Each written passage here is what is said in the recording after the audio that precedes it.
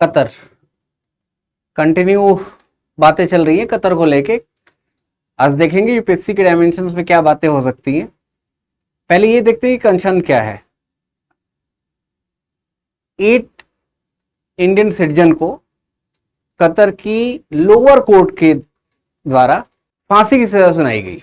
अब फांसी की सजा सुनाए जाने के बाद इंडियन मीडिया में या इंडिया के ऊपर एक चैलेंज क्रिएट होता है, एक प्रेशर बनता है। तो आखिर पहला सवाल यह है कि क्यों फांसी की सजा सुनाई गई, और इसको लेके अब तक कोई क्लियर कट व्यू नहीं मिला है। और इंडिया ने इसके बाद इंडिया के पास ऑप्शन क्या है। सबसे पहला ऑप्शन यही होता है कि जब ऐसी कोई सिचुएशन होती है तो डिप्लोमेटिक लेवल पे हम काउंसलर एक्सेस मांगते हैं। तो जो एम्बेसी होती है वहाँ के काउंसलर जाते हैं, मिलते हैं वहाँ से जेल में, उनसे पूछते हैं, फिर जो हायर अथॉरिटीज है उनसे बातें की जाती हैं। काउंसलर एक्सेस मिल गया है, अब आगे के लिए हमारे क्या ऑप्शन हो सकते हैं। देखिए, लोअर कोर्ट का ये जजमेंट है, इसके बाद इनकी हायर कोर्ट है, इनके ऊपर हायर कोर्ट आएंगी और फिर उनके ऊपर सबसे ऊपर सुप्रीम कोर्ट भी वहां है। ये एक चैनल होगा जो लीगल चैनल है। इसके बाद का जो ऑप्शन है क्रिएट होता है वो दूसरा ये है कि हम डिप्लोमेटिक लेवल पे बात करें, जैसे फॉरेन मिनिस्टर या यहाँ की जो एम्बेसी के लोग हैं वहां के अपने जो काउंटर पार्ट है उनसे बात करें, फिर फॉरेन मिनिस्टर बात करें। 2017 में जो पीएम साहब को वहां का जो सर्वोच्च नागरिक सम्मान मिला हुआ है वहां भी चीजें हैं, तो वहां भी बातें की जा सकती है। क्योंकि कंट्री टू कंट्री टॉक है तो वहां के लीडर्स उस पर बात कर सकते हैं।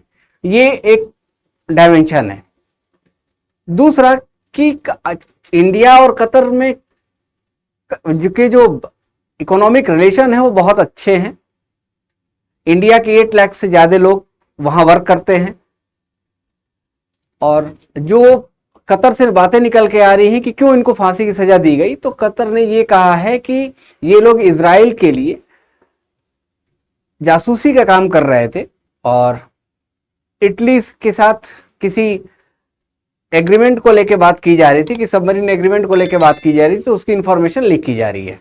जो ये 8 पीपल हैं ये बेसिकली एक्स नेवी हैं, एक्स इंडियन नेवी के रिटायर्ड लोग हैं, और ओमान की एक कंपनी है जो वहां के मिलिट्री के को ट्रेनिंग देने का काम करती है, उसके अंडर में काम करते हैं। कतर का जो रिलेशन है इंडिया के साथ वो 7th लार्जेस्ट हमारा एक्सपोर्टर है ऑयल को लेके। और क्या क्या ऑप्शन हम सोच सकते हैं या क्या क्या और बातें हो सकती हैं।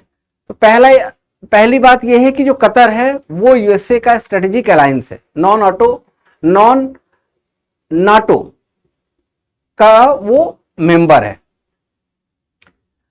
बात कयास ये लगाया जा रहा है कि इजराइल वाला जो कंसर्न है, इजराइल हमास का जो कंसर्न इस समय चल रहा है, इसको लेके जो इंडिया ने एक बहुत प्रोएक्टिव मोड में जब बातें रखी, जब हमास के खिलाफ और इजराइल को सपोर्ट करने की बात रखी, फिर उसके बाद सेकंड लेवल आता है कि हमने फिलिस्तीन को जो ह्यूमैनिटेरियन एड है वो प्रोवाइड करी, तो इससे कतर नाराज हो सकता है। एक कयास ये भी लगाए जा रहे हैं, तो इसलिए इसकी टाइमिंग को लेके बात की जा रही है। दूसरा, G20 के बाद जो middle east, India middle east Europe economic corridor है, इसको लेके एक ऑप्शन हो सकता है, क्योंकि चाइना इससे एक्सक्लूड है। चाइना, पाकिस्तान, कतर ये एक सिंपैथी वाले, एक तरीके के सोचने वाले कंट्री हैं। यहां से एक चैलेंज उनको दिख रहा है कि वो उनके BRI को निगलेक्ट कर दिया जाएगा। कतर की भी जो इंपॉर्टेंस है वो भी मिनिमाइज हो सकती है। तो ये बातें इनकी रखी जा रही है। थर्ड देख लें। थर्ड में जो कतर ये चाह रहा होगा कि डिरेल कर दें जो अब्राहम अकॉर्ड है, जो इजराइल और सऊदी अरेबिया के बीच में जो पैक्ट साइन हुआ, उसको डिरेल करना चाह रहा है। जो चूंकि मुस्लिम ब्रदरहुड का जो कॉन्सेप्ट है वो कहीं ना कहीं मिनिमाइज हो रहा है, उसको ये बात रखी जा रही है।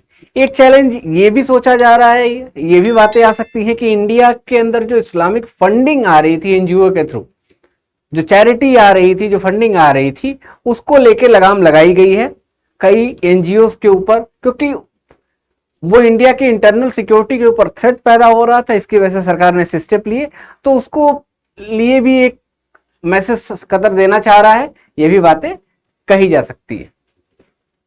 और लास्ट नॉट लिस्ट, इंडिया बहुत ज्यादा असर्टिव हो रहा है। कनाडा वाले इशू को आपने देखा, तो ये भी एक इंटरनेशनल लेवल पे एक मैसेज देने का कॉन्सेप्ट रखा जा सकता है कि चैलेंजेस सबके साथ क्रिएट हो सकते हैं। वे फॉरवर्ड क्या किया जा सकता, कि वे फॉरवर्ड क्या रखा जा सकता है? इसका वे फॉरवर्ड है, इंडिया ऐसे चैलेंजेस के लिए हमेशा तैयार रहेगा। ये चीजें आएंगी ही आएंगी, हम कहीं एक्शन लेंगे तो इसके इम्पैक्ट हैं वो आने ही वाले हैं, ये होता रहेगा। अब इंडिया अपने लेवल पे इस पे बात करेगा, कोई बड़ा चैलेंज नहीं है। हाँ, एक पैनिक सिचुएशन बिल्कुल क्रिएट है, क्योंकि इंडियन सिटीजन, वो भी एक्स नेवी के लोगों के बारे में बात है, तो बिल्कुल इंडिया इस बात को लेके बहुत कंसर्न्स क्रिएट करेगा, वर्ल्ड ऑर्डर में बातें आएंगी, और ये एज इट इज बहुत जल्दी ये शॉर्ट आउट हो जाएंगी, क्योंकि इंडिया जो है फुली डेमोक्रेटिक कंट्री है, लेकिन जो अदर जो आपको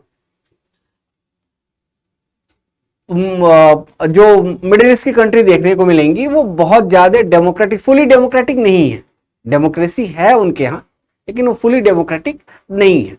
तो क्या है कि जो वहां के मेन रूलर हैं, उनके थ्रू ये बात होती है, उनके चैनल्स के थ्रू बातें आती हैं, ऐसी चीजों का रिजॉल्व होना होता है, और वे चीजें हो जाएंगी। आई होप आपको पूरी एक पिक्चर क्लियर हुई होगी। चैलेंज क्या था, चैलेंज की ओरिजिन में क्या क्या बातें आई, अब क्या लेवल है, आगे हम क्या क्या सोच सकते हैं, कितने डायमेंशंस में ये बातें जा सकती हैं, और इसका जो कंक्लूजन होगा वो क्या होगा। Thank you so much. अपनी पढ़ाई को कंटिन्यू रखिए।